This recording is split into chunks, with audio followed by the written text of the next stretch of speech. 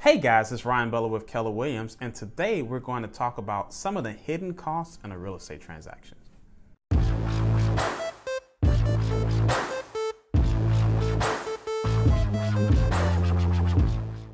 Awesome. So in the real estate transactions, there are some known costs that you can get that are hard costs. Those hard costs are going to be your down payment, your earnest money deposit, as well as what your closing costs are going to be, meaning how much you pay for transfer taxes, taxes and such, fees to the title company, fees to the lender. But there are fees that you have to take into consideration that are more soft costs that you don't think about, that's not calculated from the lender or is on the CD. So those costs include storage. So if you're looking to sell your home, or if you're looking to buy a home, there's a good chance you might have to put things in storage until you're in a situation to complete that purchase or complete that sale. Particularly if you're looking to sell a home and buy a home. So you might have to put things in storage if you don't find your next perfect home in time. The second thing is moving expenses. So you're definitely storing things, but there's a cost to moving your items from your home to your storage container or from your homes to your next location. So there's a cost associated with that no one really talks about. Another cost is cleaning. So typically people clean the home when they leave and they clean the home where they're going.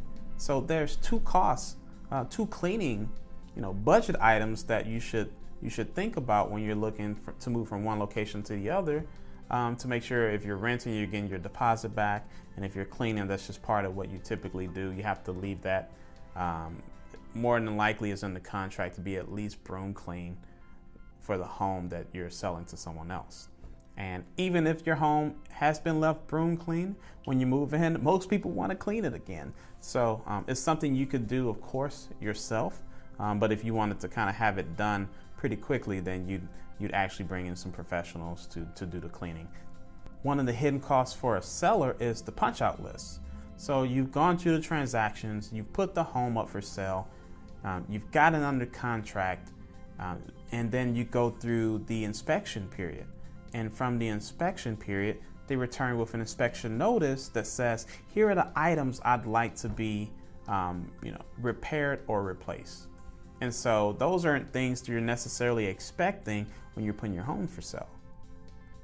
So now you have to account for making those repairs in the home if you want to continue on with that particular offer and buyer that you have to the table already, that's already accepted and under contract. In addition to doing the punch out list, there's also the maintenance that's required during escrow.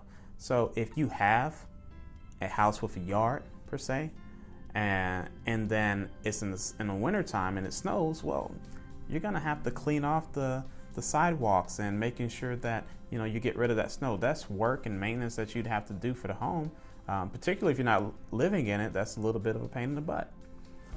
And so that's one of the items that you'd have to do if you were selling your home that wasn't accounted for. For the buyer, making sure that you pay for all of these inspections that you will have. So most people have at least a general inspection, but there are other inspections that have a cost that you might not even have thought of. So your general inspection covers the 5 major pieces to the home: the roof, foundation, electric, plumbing, and HVAC.